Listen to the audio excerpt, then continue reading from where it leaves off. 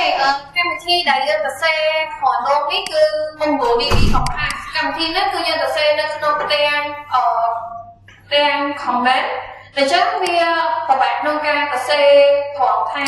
យើងចង់ save script អីវាមិនកើតទេយើងអាច control F save បានបង្កើតចេញជា query ឯងដែលយើងសរសេរនៅក្នុង MongoDB សារ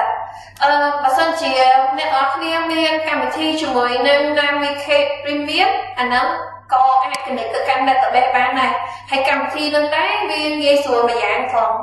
យើងអាចធ្វើការ save script ដែលយើងសរសេរហើយគឺសរសេរជាមួយនឹងscript query ហើយ script query នេះគឺយើងអាចបើកវាមកមើលពេលក្រោយបានវា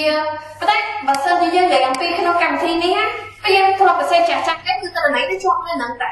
តែបើថាវាមិនបានម្ដងវាមកទាំងអស់ឯងគឺវាជាលក្ខណៈ statement មក processing ណាចឹងកូដនេះតែគាត់យើងសរសេរ7ពីមុនទេតែឥឡូវឃើញយើងអាចយកវាមកប្រើបានវាដូចតែគ្នាតែបើថាពេលយើងចង់មើលកូដច្រើនដូច statement ដែលខ្ញុំធ្លាប់នៅ query សរសេរនេះចាស់វាមានជាមួយនឹង query ហើយវាមាន statement ច្រើនទៅនេះខ្ញុំអាចមើលមួយ statement ក៏បានដែរដូចយើងសេ query កម្មមុនចា៎ចឹងលោកអាចបើថាយើងចង់ប្រើជាមួយនឹង interface ងាយស្រួលក្នុងការ save អាចបានអូនតម្លើងកម្មវិធីនេះទៅឈ្មោះថា Navigate Premium ដែលកម្មវិធីនេះមានមុខងារសម្រាប់ធ្វើការភ្ជាប់ទៅកាន់ database server ច្រើនប្រភេទដែលកម្មវិធីដូចជា Oracle MySQL នេះពេលដែលយើងបង្កើតជាមួយនឹង connection database MySQL ក៏បាន Postgres ក៏បាន SQL Server ក៏បាន MongoDB ដែលយើងរៀនហ្នឹងក៏បាន MariaDB ក៏បានដែរសិតតែជាកម្មវិធី database server ទាំងអស់ទាំងពពុះ relational database និង non relational database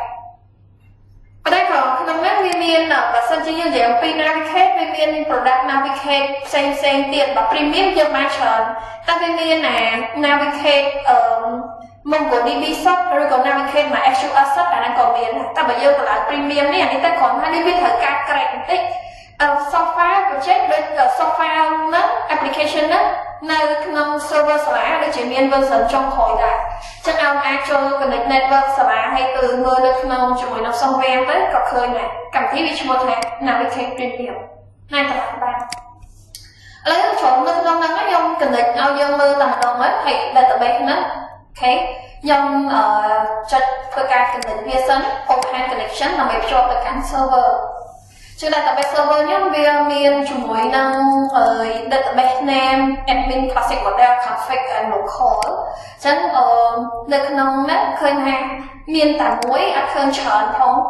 តែប៉ុន្តែមីនេះគឺជា default ទេព្រោះ default កម្មវិធីមួយចំនួនគឺវាអត់បានបង្ហាញឲ្យចានេះក្នុងនេះគឺអត់មានអីគ្រាន់តែជាកន្លែង database មួយតែឯក្នុងនេះវាអាចមានជាមួយនឹងទិន្នន័យ sample ខ្លះៗឲ្យយើងចឹងណាចាតែ classic model នេះគឺយើងបង្កើតខ្លួនឯងឬក៏ SW4 នេះយើងបង្កើតខ្លួនឯងហើយនៅក្នុងនោះវាមានជាមួយនឹង collection គឺជា table ចាអញ្ចឹងវាមាន collection ដូចយើងធ្វើនៅនេះដូចគ្នាតែមួយ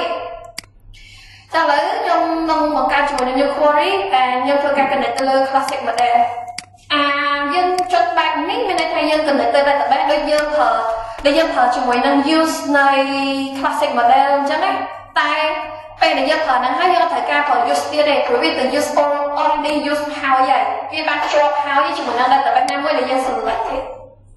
ណាអូខេអញ្ចឹងមកធ្វើការរំលឹកខ្លះដែរតើតជាមួយនឹង statement ដែលយើងបានឆ្លងកាត់ពីថ្ងៃមុនទី1គឺយើងប្រើមួយ statement use នៃ database name របស់យើងមកវាគឺទៅបង្កើត database ថ្មីឬក៏ទៅមកចូលនៅក្នុង database ជាទូទៅក្នុង MongoDB server គឺវា focus ទៅលើ database default គឺតែចឹងដល់ពេលដែលយើងចង់ switch ទៅ database ណាយើងប្រើមួយហ្នឹង use នៃ database មួយហ្នឹងហើយបើថាអត់មានទេអូខេវាបង្កើតឲ្យថែមហើយបន្ទាប់មកយើងចង់ធ្វើការ query បង្ហាញទៅបញ្ចូលទិន្នន័យចឹង DB dot នៃកណ្ដាលខ្ញុំឲ្យបង្កើតជាមួយនឹង student ដែលអ្នកនរគ្នាបង្កើតណាហើយ dot insert many ចា insert many គឺគោលបំណងយើងដើម្បីធ្វើការបញ្ចូល data របស់ database របស់យើងថាតើយើងបញ្ចូលជាមួយនឹងទិន្នន័យគេខ្លះ Chẳng khả năng ai miền mua hôm miền cho mùi năng phết hôm miền ngày khai năng cần đại bên ai tên chả khả năng xin tạc của viên nông ca từ insert thế còn là dân execute từ một phần nói nông là từ bên dân là admin sao mua là anh làm những bữa nó mình một ca time ấy hay student nó chỉ có lấy sân may là một ca time hết không student nó nông miền cho mùi năng tên là nói xẹp nó không năng là dân ban cầm nạp có thao tham phiêu là chỉ phiêu nam chả có thao tham sinh là rai chẳng tới chả hay miền cho mùi năng gender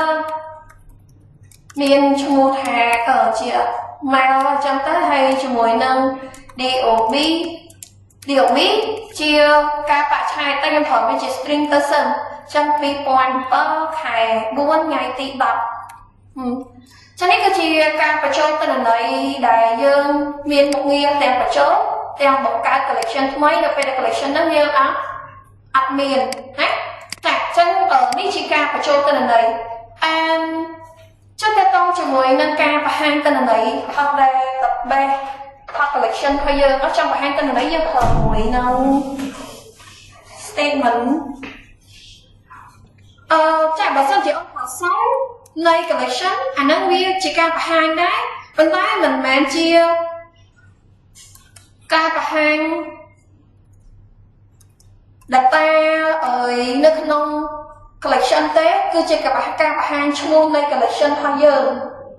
trên số collection cứ dân trong check lơ cho mỗi năm mua này collection đọc mặt database để dân cầm công bài use statement nè mình đang bằng nhau trong lơ tha lấy em đăng này thà nhau mi collection để chia student để chia customer để chia employee để chia ai đã dân nhau thở cho mỗi năm student nó là mấy check mơ thang các tên này student nó mới tên là đây ở lấy nhau tất cả time đâu cả đã chụp khục đây như là tập phí bằng này chả phí còn ban đi đây phí của chọn này đặt cho sớm chẳng nó ở mong vừa đi bí cứ các bậc cao chỉ mùi collection đòi dân pra data chấm nuôn phiêu khó khăn nhất có chấm nuôn còn khó khăn nhất có áp bài hai đấy trong một topic vì nhung thưa ca từ execute nhung nâng của cho ban tên này chấm nuôn phí tên này đẹp phí nó cứ mỗi miền chấm nuôn column rồi có phiêu mới hay một tiết miền trong tài phí nhất trong mơ hai các student nhóm miền tên này ở ngoài khác được nông nông và trong bây giờ ban thưa ca insert many hai cho em đặt đi ví đột này collection name là chỉ mua này collection mà giờ các bạn nhớ mình á student dot file trong đó dân nằm khơi ha tên là này hàng không là bao giờ cứ miền phí tên là này sầm rạp auto còn lớn cứ viên能 generate data ở giờ là xoay vào quá để sao cái giờ mà mang cầm lặng lại ở viên chắc mà sân chia nhau execute bài này nhau dọc script statement nó dọc tới execute mà đâu tiếp nhưng nó mà ca thay pi nam tiệt nơi tài chia đã ráng nâng mà đi nâng tờ đại còn tay sẽ mẹp ID cứ viên nâng cao auto thì ho ca pi ngày môn là nhóm đã ca nghe ai on tag cái năng nhóm ai pra cho một nâng field underscore ID smile nâng vào nhiều mũi để giờ cầm đặt đồng lại được luôn hay chắc nó phải để giờ cầm đặt back nó statement on nó cứ ai execute chỉ lực pi tiết tế pro ấy already use chỉ mỗi năng ID để dân mang thờ năng hào có tay nó phải để dân mình mang cầm đặt field ID auto student năng tế ID là what student năng generate đồng lại ao dân auto để swipe vào quạt dân vậy nắng á còn và sân chỉ nè là thôi cả execute mà đâu hai từ execute đầu tiếp khơi và hai chỉ thua chuột nhẹ error như nhẹ error nhưng mà sân chỉ ông là mang là underscore ID tế statement nó dùng ai execute của mạng luôn thì các bạn này nhưng mà nó như error về hay tên này nó cứ nâng mình cho từ đại chỉ mới nâng mua hết những ngày cache năng cầm nát có bên tay column rồi có field underscore ID nâng mình store chỉ đặt ha pro thang như bạn cầm đặt đồng lại ở viên xong bay tại mùi nhưng vì store này tao mà sân chỉ dơ cả nâng tôi chỉ dùng ai pra cho với nâng field underscore ID mà nâng đồng lại xt son mùi chẳng ấy nè chả nâng phải hiện execute pi đó store bạn đầy cô ấy vì chặt auto field nó cứ ao viên để ta đi store này xong đọc field mỗi cứ underscore ID hàng này khác mình ao store trong cần mặt hơn anh có cần mặt đây ta pe run vô bay nó hái là ta vô lên nó một thời sao thôi តោះនេះចាខ្ញុំមានបែបហ្នឹងឥឡូវយើងនិយាយពីអំពីការធ្វើការដាក់លក្ខខណ្ឌជាមួយនឹង compare វារបស់យើងនៅពេលដែលយើងដាក់ប៉ុណ្ណេះគឺគោលបំណងយើងដូច select guide from student អញ្ចឹងខ្ញុំដាក់លក្ខខណ្ឌដែលការដាក់លក្ខខណ្ឌ filter នៅក្នុង statement find គឺមាន attribute ចំនួន2ដាក់នៅក្នុងហ្នឹងតើវារបស់យើងហ្នឹងគួរតែដាក់នៅក្នុង attribute ទី1ឬក៏ attribute ទី2របស់ find ទី1ចាទី1ចា attribute ទី2ដាក់សម្រាប់កំណត់យកអីចាកំណត់យក column ឬក៏កំណត់ field ណាមួយដែលយើងចង់សូមចឹងលក្ខខណ្ឌខ្ញុំគឺ gender ដែលស្មើនឹងទិន្នន័យ head up ចឹងកន្លែងនេះគឺខ្ញុំដាក់ field ដែលមានឈ្មោះថា gender ជា field ដែលមានអក្សរ G ធំនាំមុខ and operator អក្សរ អីដើម្បីកំណត់ឲ្យការប្រើសញ្ញាស្មើគឺ EQ ដង្វា EQ គឺមកពីពាក្យរបស់ equal ចឹង EQ បើសិនជាខ្ញុំដាក់ map នេះសួរថាមានទិន្នន័យមកឲ្យឃើញទេអត់មានទេមិនបើអត់មានព្រោះ ដែលមាននៅក្នុងហ្នឹងគឺ ធំអញ្ចឹងនៅពេលដែលអូនប្រើជាមួយនឹងការដាក់លក្ខខណ្ឌត្រូវដឹងថាទិន្នន័យខាងក្នុងរបស់អូនជា spelling បែបណា EQ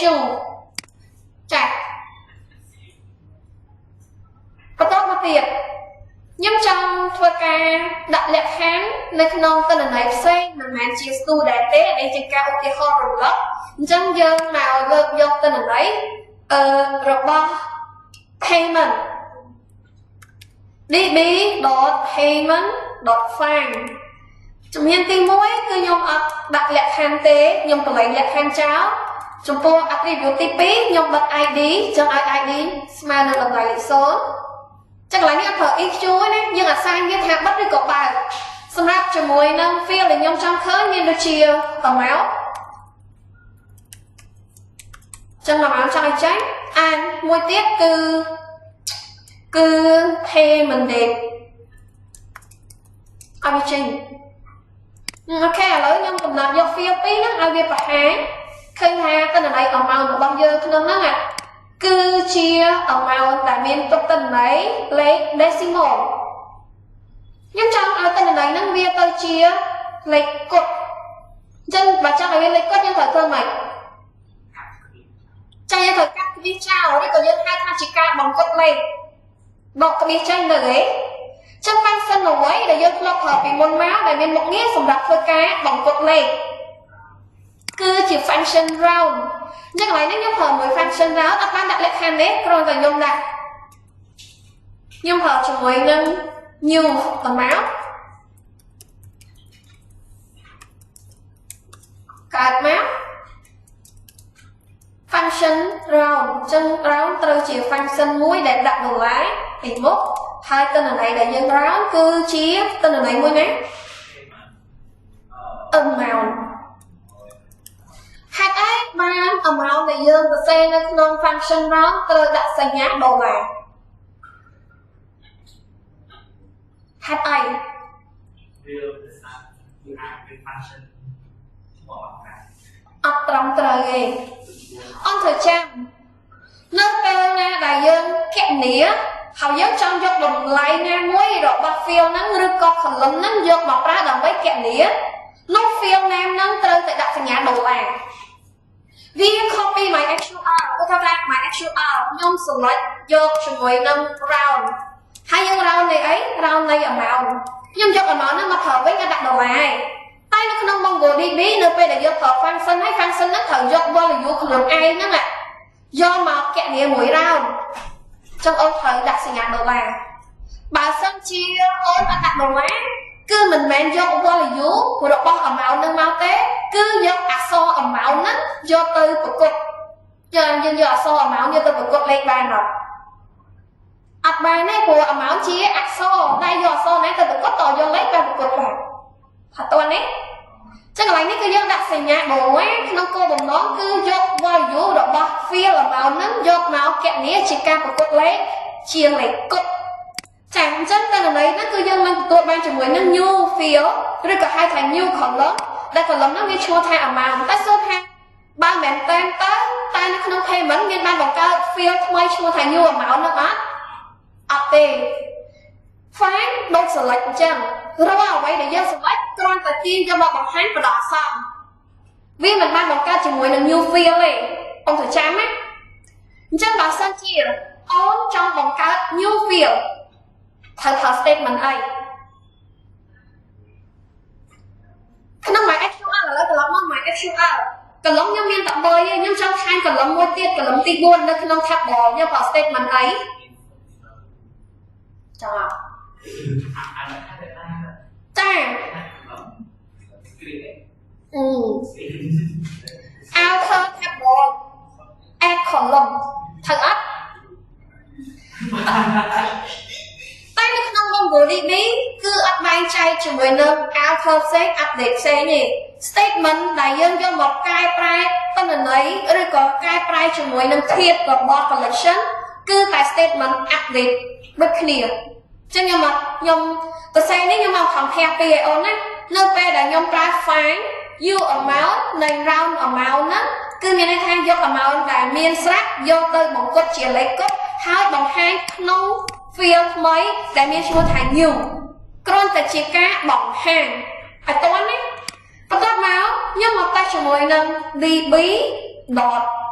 នៃ amount payment dot find ចាក់ dot payment find ឲ្យយើងមើលសិនថា payment ខ្ញុំមានអីគេខ្លះអញ្ចឹង payment សម្រាប់ payment របស់ខ្ញុំមិនមែនរបស់អូនគឺរបស់ខ្ញុំមានដូចជា ID customer number check number payment date amount and new field new field នេះអូនអត់មានទេចឹងខ្ញុំនិយាយបញ្ជាក់ថា payment របស់ខ្ញុំតែរបស់អូនគឺត្រឹម amount ចឹងខ្ញុំនឹងបង្កើត type មួយនឹងទៀតគឺឈ្មោះថា new amount បង្កើតតែម្ដងណានៅពេលដែលយើង execute ជាមួយនឹង file នេះឃើញថាមានមែនតែដល់ពេលយើង file យ៉ាងមែនតើទៅគឺមានតែពេល file ហ្នឹងទេអាមែនតើមកអត់មានបង្កើត type ទេខ្ញុំចង់បង្កើតឲ្យមាន fix តែម្ដងបង្កើត type មួយទៀតហើយមានក្នុងហ្នឹងមកពេលខ្ញុំ file លើក្រោយគឺមានទិន្នន័យនឹងស្រាប់តោះណាខ្ញុំប្រើជាមួយនឹង db.payment update មាន2ដូច insert ដែរ insert មាន2មាន insert ឯខ្លះ insert 1និង when many update ក៏មាន2ដែរ update 1 update 1ហ្នឹងខុសពី update many មិន update 1ហ្នឹងចង់និយាយថាមាន100ទិន្នន័យដាក់លក្ខខណ្ឌវាបាន50ទិន្នន័យតែនៅពេលដែល update វាហើយ update ក្នុងចំណោម50ដូរតែមួយឯងតើនិយាយអត់ឧទាហរណ៍ខ្ញុំចង់ថែមឲ្យបន្ទុកសិស្សស្រីថ្នាក់យើងតែសិស្សស្រីថ្នាក់យើងមានសិស្សម៉ានាក់មានដល់ទៅ6នាក់អញ្ចឹងមាន6នាក់ប៉ុន្តែយកប្រើ update 1ទេអញ្ចឹងបែរថាក្នុងចំណោម6ហ្នឹងអ្នកណានៅលើមុនគេអ្នកហ្នឹងឯងខ្ញុំថែមបន្ទុកឲ្យអ្នក5ទៀតគឺអត់ទេទោះបីជាខ្ញុំដាក់លក្ខខណ្ឌស្រីហ្នឹងវាដល់ទៅ6ក៏ដោយយល់ទេតែបើយើងupdate មែននេះមានន័យថាខ្ញុំ file រកតែស្រីអញ្ចឹងស្រីមាន5ដូចនឹង5អញ្ចឹងខ្ញុំប្រើជាមួយនឹង update មែននេះដែល update មែននេះគឺវាមានជាមួយនឹង attribute 2ដូចគ្នាទី1គឺ where ដដែលដូច file ណាចាជា where ដែលលក្ខខណ្ឌទី2គឺជាការ update អញ្ចឹងក្នុងការ update នេះគឺខ្ញុំត្រូវការយកទិន្នន័យ amount ចាស់យកមកធ្វើការប្រកួតលេខត្រូវអត់ដូច្នេះ attribute ទី2របស់ខ្ញុំគឺត្រូវដាក់វានៅក្នុង square bracket ដាក់នៅក្នុង square bracket ចាហើយខ្ញុំបើក curly bracket មួយទៀតដើម្បី control ជាមួយនឹង statement set ព្រោះដល់យើង update customer set country ស្មើនឹងត្រូវអត់ចាអញ្ចឹងរាល់ update ត្រូវប្រើមួយ set ក្នុងន័យ set គឺប្រើដើម្បីអីទី1កែប្រែទិន្នន័យចាស់ទី2គឺបង្កើត new field ឬក៏ new column ឥឡូវខុសសួរនៅក្នុង set ហ្នឹងឯណាទីតែមកយើងតែធ្វើខ្លួនឯងតើនៅក្នុង payment របស់យើងទាំងអស់គ្នាមាន field ឈ្មោះថា new amount ដែរឬទេមានអត់ ắt miên này thở ấy chả bà san chia mình miên nó pe đã nhung sát như phía bạc nó cứ smile nó bằng cái mời cứ bảo tiếp tiếp cứ a thơ thẻ bó e cả lầm tôi đấy nhưng mà cái như phía kể như cái như phía chân như phía nó tay mà bị này bà sân chỉ cái nó nhưng đặt lên mà rồi ô tao xem đặt lên mà quan nhưng đặt phân nâng á nhưng đặt thẩm phân nâng miền này tha nhưng mà cà phê mấy ở máu hay ở máu nhu ở máu đó cứ miền tên là lấy lên một quan đẹp bây giờ chất sợi bay chẳng bảo miền bây giờ chất sợi bay tên là lấy nó không hay mất chân là miền phê mấy chung này nhiều phê nhiều ở máu đó nhiều ở máu mới nát hay miền lên một quan tập vậy và cả hai hay đặt đồng lại phết này mùi mỗi tiền ở lấy giống miền nữ chứ miền nhiều ở máu nâng nữ thế mà tôi bị rắn hai miền nữ chà tôi bị rắn hai dân miền này chân mà tôi bị rắn hai dân miền hai nhâm pra che vơi nhâm pra chỉ mùi nâng ở máu nâng mà đón tiết phần tay mình mẹ ao vì một cô án này cứ smile nâng tên là này rồi bó ở máu chắc tới một cốt chỉ lấy cốt chân nhâm thôi ca update mà đón tiết ta tiết lại nâng như này chạy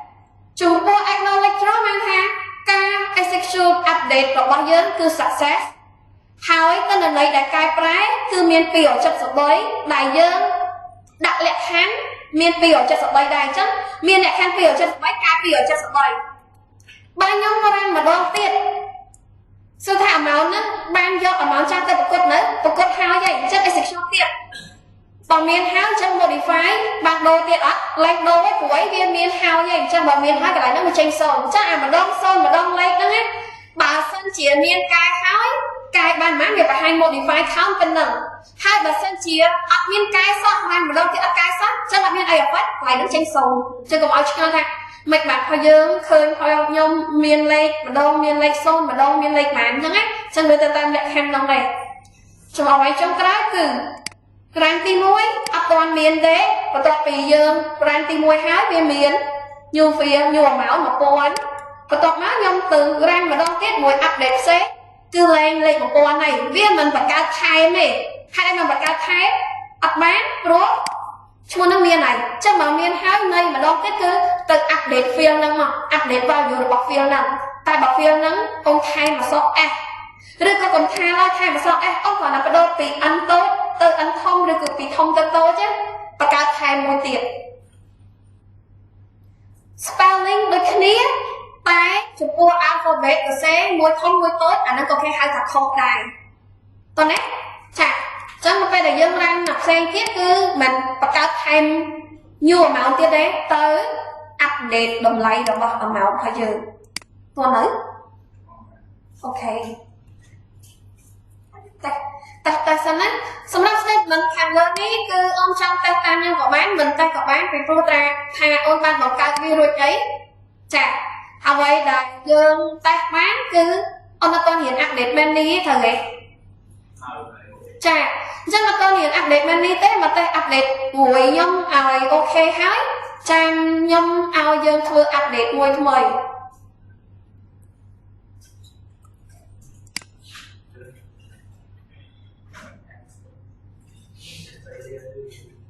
ok anh chẳng là lời ní dương màu tặng cả phía ấy dương có dùng từ lấy này mùi đã có phía dùng một cái trái và thay bị lớn lắm chẳng là lớn giống trong ao từ lấy nó vì cái trái đá tay lại là chỉ ca kẹn đi còn mày thì mất bột độ cột chảy chứ còn lấy mà mơ từ lấy rồi bọn nè nó ní là nó phi đi đột office dot order dot file sorry tra dot file lục tra dot file nó không office mời toán á mình dừng hai cái nghĩa chắc office nhất mình lấy muối đó là bằng nhưng trong vô muối đồng bằng đó ạ do từ cao prang muối từ của muối pi từ 8 bay từ 7 tới 10 បូក5ទាំងអស់អញ្ចឹងយើងប្រើ statement db បើសិនជាខ្ញុំទៅឥឡូវខ្ញុំសុំអាប់ដេតទេខ្ញុំគ្រាន់តែតែមួយ file តែចាំបានការងារយើងត្រូវមានអាប់ដេតទេណាអញ្ចឹងខ្ញុំប្រើជាមួយនឹង office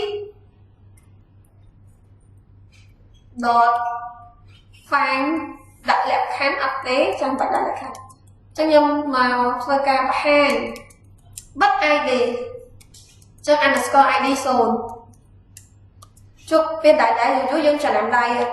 ក៏មាន office code មានអញ្ចឹងឲ្យវាចេញមួយទៀតខ្ញុំណាក់ call មួយអានេះមានអត់មានតែបើខ្ញុំដាក់នេះមួយសួរថាចេញមានកលំ call មួយបង្ហាញឲ្យឃើញអត់ចាក៏អត់ដែរមានមកពីណាឲ្យចេញបើវាអត់មានមិនដឹងណាចាចឹង call មួយហ្នឹងគឺខ្ញុំចង់បូកបោះអត់ដល់ select office code បូក5 ask code 1ឬក៏ code 2អញ្ចឹងឯងត្រូវអត់ត្រូវអត់ចានៅក្នុង MongoDB គឺមិនមានសញ្ញាបូកឬក៏សញ្ញាដកអីគឺប្រើជាមួយនឹង add សាំផ្សេង add ផ្សេង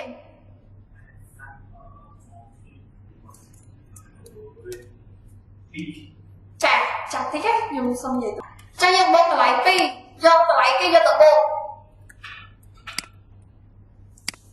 យកគេបូកយក office code ចា office code បូកណា5អញ្ចឹងយើងដាក់2តម្លៃចេះ call 1គឺការចេញពីការបូករវាង office code លេខ5តែសួរថាដាក់ office code អញ្ចឹងត្រូវអត់ខុសហើយហេតុអីព្រោះយើងយកតម្លៃរបស់ office code ទៅថតអញ្ចឹងត្រូវថែមដូរតម្លៃអញ្ចឹងតម្លៃ5មានន័យថាបូកថែមពីលើ5អញ្ចឹងយើង execute ចាអញ្ចឹង1 6 2 7ក៏ប៉ុន្តែ office code របស់យើងទាំងអស់គ្នាតើជាលេខឬជាអក្សរតែទិន្នន័យរបស់អូនទាំងអស់គ្នាគឺជាអក្សរអញ្ចឹងក្នុងលក្ខខណ្ឌបើសិនជាវាជាអក្សរសូមតែយកអក្សរយកបូកកើនទេអត់កើនទេទោះបីជានៅខាងក្នុងរបស់អក្សរយើងនៅក្នុង string double quote ហ្នឹងវាជាតួលេខសុទ្ធក៏ដោយអញ្ចឹងវិធីសាស្ត្ររបស់យើងគឺត្រូវបំលែងទិន្នន័យពីអក្សរទៅជាលេខសិនត្រូវប្រើកូដទៀតអញ្ចឹងរាល់ការប្រើកូដរបស់ MongoDB ត្រូវដាក់វានៅក្នុងសញ្ញា curly bracket ខាងសិនណាឲ្យទៅប្រើអីក៏ដោយត្រូវតែបបើកវាតែខាងក្នុងហ្នឹងមកសេវកូដហើយរាល់កូដរបស់ MongoDB ត្រូវមាន start with $to in អីគេ to integer យកអីគេទៅ integer ចាគឺយើងយក office code ដែលអ្នកទាំងអស់គ្នាថាវាជាអក្សរមិញណាដូរវាទៅជា integer សិនប្រយ័ត្នតែប្រយ័ត្នតែដូរវាទៅជា integer សិនអញ្ចឹងនៅពេលដែលយើងបានដូរវាទៅ to in ហើយទៅយកតម្លៃរបស់ in ហ្នឹងទៅ add ជាមួយនឹង file អញ្ចឹងយើងនឹងបានជាមួយនឹងទិន្នន័យចាកើនហើយចឹងខ្ញុំមិញបើខ្ញុំអត់ដាក់អាហ្នឹងក៏រ៉ាំដែរហើយឥឡូវដាក់នេះក៏នៅតែដែរចាំខ្ញុំទោះបីជាវាជាអក្សរស្រាប់ក៏វាបំលែងទៅលេខទោះបីជាលេខស្រាប់ក៏វានៅតែជាលេខវាមានអីយ៉ាងទៅទេចឹងកន្លែងនេះគឺយើងបានបង្កើតជាមួយនឹង office code ដែលមានទិន្នន័យយកទៅបូកថែម5អញ្ចឹងឥឡូវការងារខ្ញុំចង់យើងធ្វើហ្នឹងគឺចានៅក្នុង office ហ្នឹងក៏ដែរ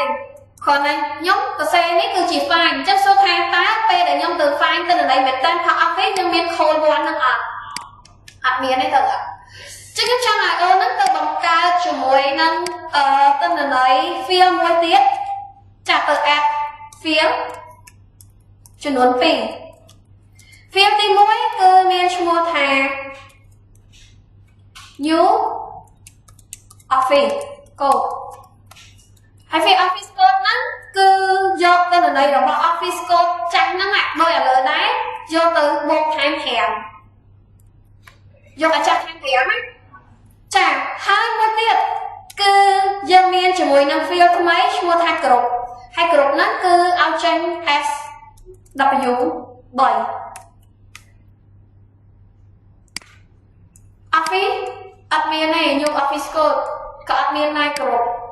ចឹងសូមទៅធ្វើការបង្កើត new field គឺ new office code and group